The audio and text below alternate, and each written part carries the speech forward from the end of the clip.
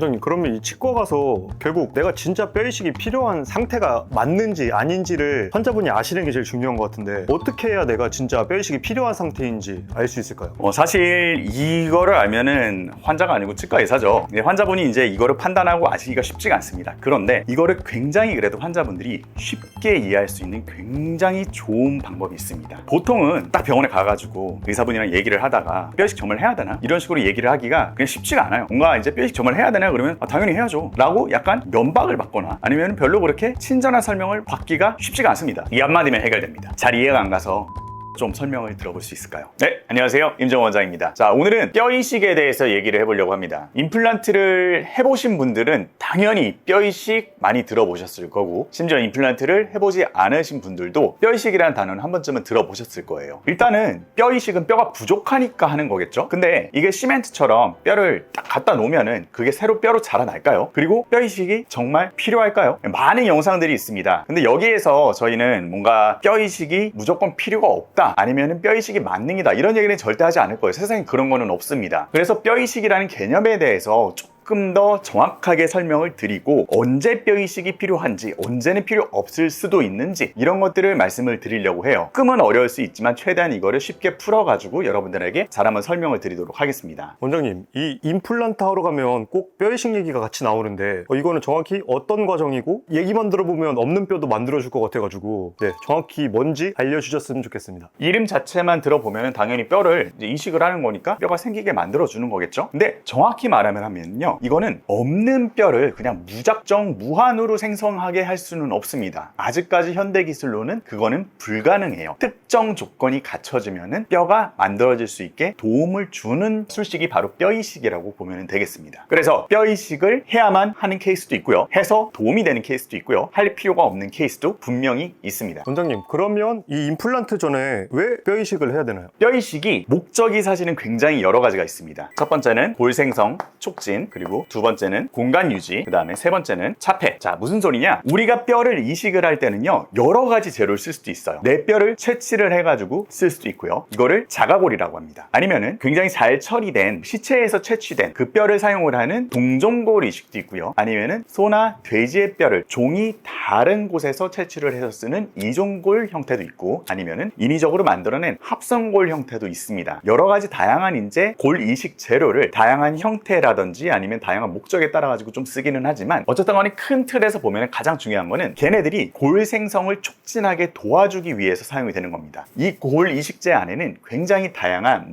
골 생성 유도 인자라든지 이런 것들이 다양하게 들어있을 수가 있어요. 그러면 그런 것들이 우리 몸에 있는 뼈세포, 얘네들이 일을 하는 거를 도와주는 역할을 하는 거죠. 그리고 두 번째, 공간 유지. 무슨 소리냐? 만약에 이런 형태가 있어가지고 여기에 이렇게 뼈를 만들고 싶어요. 그러면은 여기가 아무것도 없다면은 사실은 이게 그냥 움푹 꺼져버릴 확률이 굉장히 큽니다. 그러면은 이쪽에 뼈세포가 잘 들어가가지고 좀 찰 수 있게 얘네가 그 시간 동안에 공간을 유지를 해주는 역할을 해준다. 그게 바로 두 번째 역할입니다. 그리고 세 번째, 차폐. 무슨 소리냐? 여기 우리 뼈 위에는 뭐가 있죠? 잇몸이 있습니다. 그런데 잇몸 세포는요, 우리 몸에서 재생 속도가 가장 빠른 세포 중 하나예요. 그만큼 재생 속도가 빠른데, 만약에 여기다 수술을 진행을 하고 나서 아무것도 이게 없다라고 하면은 사실상 뼈세포보다는 잇몸 세포가 먼저 들어가가지고 그 자리를 차지를 해버릴 가능성이 큽니다. 그렇기 때문에 우리가 골 이식제가 물론 차폐를 돕는 차폐막을 쓰는 경우도 있지만, 이식제 자체가 이렇게 잇몸 세포가 들어오는 거를 차폐를 해주는 역할도 하기도 합니다. 그 외에도 다양한 역할들이 있기는 하지만 일단은 가장 중요한 이 세 가지 역할에 대해서만 좀 설명을 드려봤습니다. 원장님, 그러면 아예 없는 뼈는 다시 못 만드는 건가요? 가능한 경우도 있습니다. 크게 일을 해서 아래쪽 턱이랑 위쪽 턱에서랑 그 경우가 조금씩 다를 수가 있는데요, 이제 위쪽 턱 같은 경우에는 이렇게 우리의 콧구멍이 있고, 그리고 그 옆에는 상악동이라고 하는 큰 공간이 있습니다. 그리고 나면은 이렇게 위쪽 뼈가 있겠죠. 그래서 아래 같은 경우에는 이렇게 아래 턱이 있습니다. 아래 턱이 있는데, 여기 같은 경우에는 하치조 신경관이라고 하는 우리 아래 턱의 신경, 감각을 지배를 하는 굉장히 큰 신경 관다발이 이렇게 지나가고 있어요. 그리고 위에 같은 경우에는 아까 전에 전에 제가 말씀드렸던 이 상악동, 보통은 이렇게 굉장히 큽니다. 상악동이 자리를 차지를 하고 있습니다. 이 상악동이 있어서 우리가 이제 따뜻한 공기를 데피고 그 다음에 이물질 같은 것들을 배출을 하고 이거를 콧물로 흘려보내고 이런 역할을 해주는 굉장히 중요한 이비인후과적 기구라고 할 수가 있는데, 다만 임플란트를 할 때 얘네들이 방해가 됩니다. 그러니까 우리가 조심해야 될 해부학적 구조라는 거예요. 아래 같은 경우에는 임플란트를 할 때 이거를 건드리면 당연히 안 되겠죠. 그리고 위를 할 때 상악동이 있는데 그대로 그냥 뚫고 수술을 하면은 탈이 날 확률이 당연히 있습니다. 아니면은 이게 이 정도 크기가 아니고 정말 이렇게 상악동이 커가지고 여기가 종이장처럼 얇은 분들도 있어요. 얇은 분들은 1mm, 2mm 이거밖에 안 되거든요. 근데 위에 같은 경우에는 최소한 8.5mm에서 10mm 정도의 임플란트를 심어줘야지 적절한 지지를 얻을 수가 있어요. 근데 그냥 심어버리면은 당연히 이만큼은 빈 공간, 허공에 있는 거기 때문에 뼈의 지지를 받을 수가 없겠죠. 그럴 때 우리가 이제 사용을 하는 게 위에도 그렇고 아래도 그렇고 뼈 이식을 하는 건데, 아래 같은 경우에는 임플란트를 우리가 이렇게 심으려고 하는데 너무 신경이 가깝습니다. 그러면은 이 경우에는 이쪽에 이런 식으로 뼈의 수직적 증축을 해줘야 될 거고, 위에 같은 경우에는 임플란트를 이렇게 심으려고 했을 때 이 부분을 수직적으로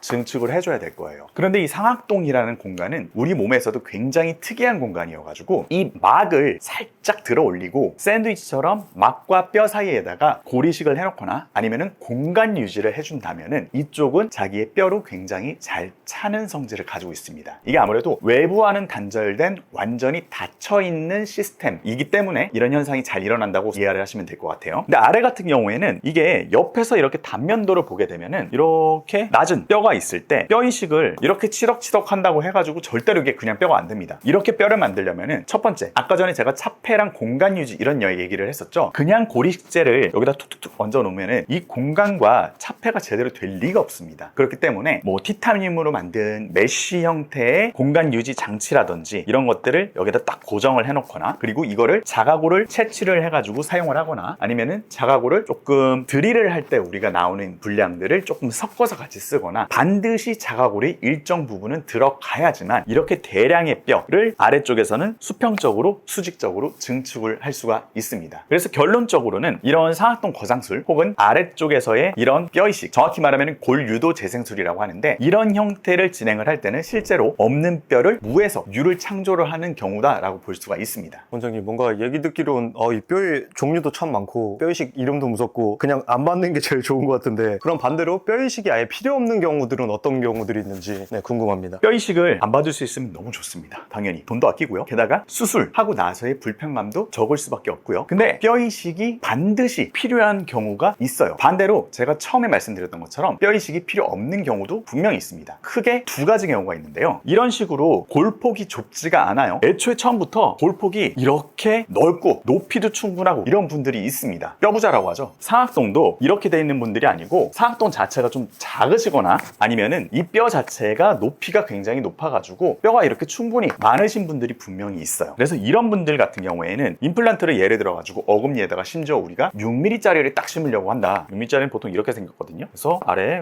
여기가 8.5mm고 직경이 이제 6mm짜리를 심는데, 아래 신경환이랑도 충분히 이제 2, 3mm 정도 공간이 남고요. 그리고 양 옆에 폭을 보더라도 3, 4mm 정도의 폭이 충분히 남습니다. 게다가 잇몸도 단단하고 두꺼운 각화치근이 굉장히 많아요. 그러면은 이분은 뼈 이식을 할 필요가 전혀 없습니다. 1도 없어요. 그리고 여기 같은 경우에 만약에 보통은 이 뼈를 기준으로 해가지고 경우마다 다르겠지만 보통은 2mm에서 3mm를 조금 더 깊게 임플란트를 심어줍니다. 임플란트를 이제 심는 아까 전에 이제 위에 같은 경우에는 우리가 이제 8.5mm에서 10mm짜리를 많이 심는다고 했잖아요. 그런데 아슬아슬하게 한 1, 2mm 정도가 부족한 거예요. 그러면 이 경우에는 그냥 상악동을 뚫고 심는 경우도 있습니다. 그러면 아까 전에 이비인후과적 문제가 생길 수 있다고 하지 않으셨나요? 그런데 우리가 뚫는 양보다 여기서 고정되는 양이 훨씬 많고 이 뚫는 양이 굉장히 미량이기 때문에 엄청 우악스럽게 이거를 막 뚫어가지고 안쪽에다가 막 이렇게 막 물도 쏘고 이상한 짓을 하지 않는 이상 문제가 안 생기는 경우도 있어요. 하지만 이게 문제가 안 생기는 경우도 있다라는 얘기지, 이 문제가 생기면 나한테는 100%잖아요. 그런 경우에는 상악동 거상술을 미량이라도 어느 정도 해줘야 됩니다. 그런데 이 상악동 거상술을 이렇게 미량을 했을 때는요, 아까 전에 제가 한 말을 주의 깊게 들으신 분은 뼈 이식제를 넣어서 혹은 공간을 유지할 수 있게 도모를 해서 라고 제가 이제 얘기를 했는데, 뼈 이식제를 굳이 넣을 필요가 없는 경우도 있습니다. 단순히 이거를 올려주는 행위만으로도 임플란트의 뿌리가, 임플란트의 픽스처가 이거를 들어 올려주는 텐팅 효과라고 합니다. 텐팅 효과를 도모를 해가지고 여기에 뼈가 찰 수 있게 만들어줄 수가 있어요. 그러면은 이거는 상악동 거상술을 했지만 뼈 이식제는 실제로 들어가지 않아도 자기 뼈가 될 수 있게 환경을 조성을 해준 상황이라고 볼 수 있는 거죠. 원장님, 이 환자분들이 헷갈려 하시는 게 어떤 치과 갔을 때는 뼈 이식을 해야 된다 하고 또 다른 치과 갔더니 뼈 이식을 안 해도 된다 하고, 그래서 궁금해서 유튜브를 들어가 봤더니 또 어떤 의사는 해야 된다 하고 어떤 의사는 안 해야 된다 하고, 네, 참 헷갈리는데 이거 좀 명확히 정리해 주셨으면 좋겠습니다. 일단 첫 번째, 지식의 차이. 무슨 소리냐면은 아까 전에 제가 말씀드렸던 상악동 거상술을 미량을 하는 경우에는 여기에 굳이 고리식을 하지 않아도 상관이 없다. 이걸 어떻게 이제 연구를 한 거냐면은 상악동 거상술을 하고 여기에다가 물을 쓴 경우, 콜라겐 플러그를 넣은 경우, 고리식제를 넣은 경우, 고리식제도 종류별로 다 넣어봤어요. 그리고 아예 아무것도 하지 않은 경우, 이거를 다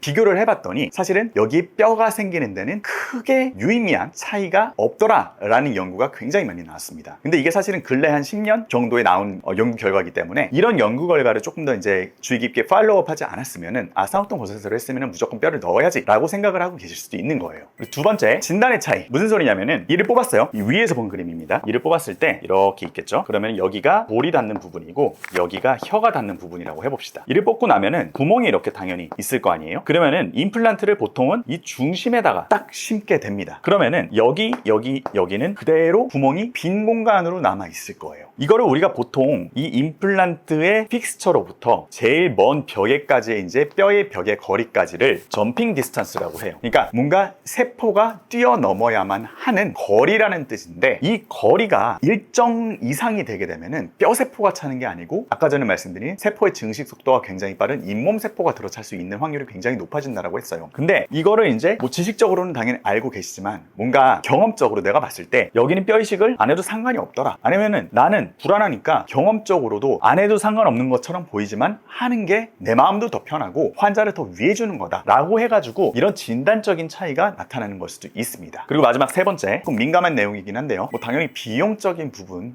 생각 안 할 수 없습니다. 임플란트가 굉장히 가격 차이가 많이 나잖아요. 싼 곳은 싸고 비싼 곳은 비싸고. 근데 싸면 쌀수록 당연히 경제적인 논리에 따라가지고 분명히 이유가 있을 겁니다. 그러면은 그렇게 싸게 임플란트를 했을 때 어찌됐든 간에 병원도 사업체잖아요. 자영업이고 불러가야 되지 않습니까? 그러려면은 비용을 어떻게든 이제 붙이는 거예요. 그러다 보니까 이런 뼈 이식이라는 게 굉장히 좋은 핑계가 되는 거죠. 즉 그래가지고 사실은 지식이라든지 진단의 문제가 아니고 단순히 경제적인 논리로 비용적인 부분이 들어와가지고 뼈 이식을 해야 된다 이렇게 말하는 경우도 있기는 있다고 생각합니다. 원장님, 그러면 이 치과 가서 결국 내가 진짜 뼈 이식이 필요한 상태가 맞는지 아닌지를 환자분이 아시는 게 제일 중요한 것 같은데, 어떻게 해야 내가 진짜 뼈 이식이 필요한 상태인지 알 수 있을까요? 사실 이거를 알면은 환자가 아니고 치과 의사죠. 환자분이 이제 이거를 판단하고 아시기가 쉽지가 않습니다. 그런데 이거를 굉장히 그래도 환자분들이 쉽게 이해할 수 있는 굉장히 좋은 방법이 있습니다. 보통은 딱 병원에 가가지고 의사분이랑 얘기를 하다가 뼈 이식 정말 해야 되나? 이런 식으로 얘기를 하기가 그냥 쉽지가 않아요. 뭔가 이제 뼈 이식 정말 해야 되나? 그러면 당연히 해야죠 라고 약간 면박을 받거나 아니면 별로 그렇게 친절한 설명을 받기가 쉽지가 않습니다. 이 한마디면 해결됩니다. 잘 이해가 안 가서 CT로 좀 설명을 들어볼 수 있을까요? 사실은 애초에 임플란트 진단을 하고 뼈 이식이 필요한지 안 필요한지 진단을 정확하게 하려면은 경험이 많은 분들은 CT를 안 보는 경우도 많기는 하겠지만 환자의 설명을 위해서도 보통은 CT를 이제 찍어 놓고 CT를 보면서 설명을 해드립니다. 상악동 거상술도 그렇고 아니면 아래쪽에 이제 골유도 재생술도 그렇고 아니면 단순 고리식도 그렇고 어찌됐든 간에 CT를 보면서 우리가 3차원적으로 이걸 볼 수가 있잖아요. 그러면은 내 뼈가 정말 이런지 아니면은 내 뼈가 정말 뼈 부자인지 이런 것들을 굉장히 쉽게 알 수가 있고, 상악동도 딱 보게 되면은 이렇게 해가지고 내 뼈가 이만큼밖에 없는지 아니면은 딱 보니까 내 뼈가 이만큼이나 있는지 이런 것들을 굉장히 쉽게 알 수가 있습니다. 그렇기 때문에 여러분들이 아까 전에 제가 말씀드린 그런 그림들만 어느 정도 이제 숙지를 하고 계시면은 CT를 이제 보여주세요 라고 말하는 건 사실은 뭐 그렇게 신뢰되는 얘기는 아니잖아요. 그렇게 되면은 의사분도 이제 본인의 이제 할 도리를 하시는 거고, 그리고 환자분들도 굉장히 속 시원하게 내가 뼈 이식이 정말 필요한지 필요하지 않은지 이런 것들을 잘 이해할 수 있으리라 생각을 합니다. 오늘 이 뼈 이식이라는 주제 자체가 사실은 굉장히 조금 논란이 될 수가 있고 사람마다 이제 의견도 많이 다르고 그래가지고 이거를 다뤄야 될지 다룬다면 어떻게 다뤄야 될지 이거를 고민을 좀 많이 했어요. 근데 어쨌든 정확한 이제 지식을 전달을 하고 이제 사전 지식이 조금 필요한 부분이 있다 보니까 초반에 제가 좀 장황하게 많이 이제 어려운 내용들을 이제 계속 풀어낸 부분이 없지 않아 있기는 합니다만, 그래도 여러분들이 이거를 한 번 더 이제 쭉 보시고 나면은 뭐 아는 게 힘이라고 하지 않습니까? 그래도 여러분들이 임플란트를 지금 당장 할 필요가 없더라도 나중에 가서 분명히 도움이 되실 거고, 임플란트를 하실 분들은 당연히 이거를 보면서 조금 더 자기 확신을 가지고 의사를 믿고 더 이제 치료를 받으실 수 있지 않을까 하는 생각을 합니다. 부디 제 영상이 조금이라도 도움이 되셨으면 좋겠습니다. 궁금한 거 있으시면 언제든지 편하게 댓글로 남겨주시면 제가 최대한 확인을 해오고 답변을 해보도록 하겠습니다. 지금까지 임종원 원장이었습니다.